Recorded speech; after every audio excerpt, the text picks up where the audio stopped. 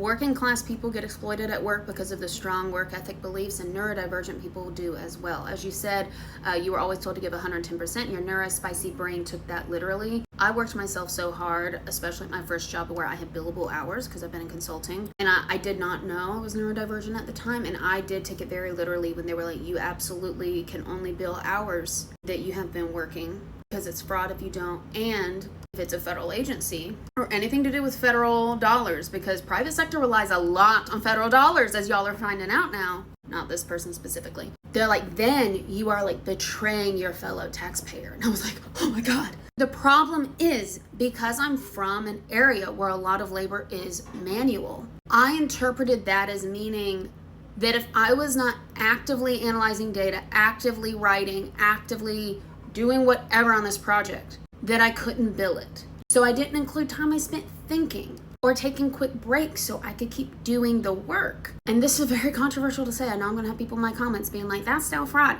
It's not. The human brain can only work 4 to 5 hours on deep thinking work a day and not consecutively. So we either need to be realistic about the targets we set for people having 4 to 5 hours of billable work a day, which would be a lower target than like a lot of consulting firms have, like 80 to 90% of your time has to be billable, if we're going to be that literal. Or we need to include the white space thinking time, because what happens when we don't is the quality of the work goes down. And this is something that unfortunately it took me having a traumatic brain injury to actually apply, because even though I knew all the research about like you're gonna have lower quality of work, you're gonna make more mistakes, etc., if you push this hard with cognitive labor, I just morally and like culturally could not do it.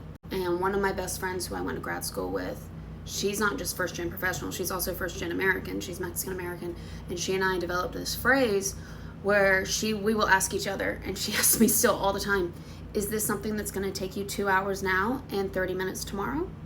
And I know when she tells me that it probably is something that will take 30 minutes tomorrow, because the white space matters. And also it is part of your job to go to the water cooler and talk to other people, because not only will you build relationships for the rest of your career, which a lot of first gen people, even though you're very communal, don't do because it's not work, they can also help you come up with ideas and reduce time you spend on a project, which the billable company would want, because they can be like, oh, did you know that we have such and such resource? Or, oh, actually, I did a report with a similar methodology. Do you want to take a look at it? Like, telling people what you're doing in your company can also help you get a break from the work and get another set of eyes on it, so you make fewer mistakes and you do a better job.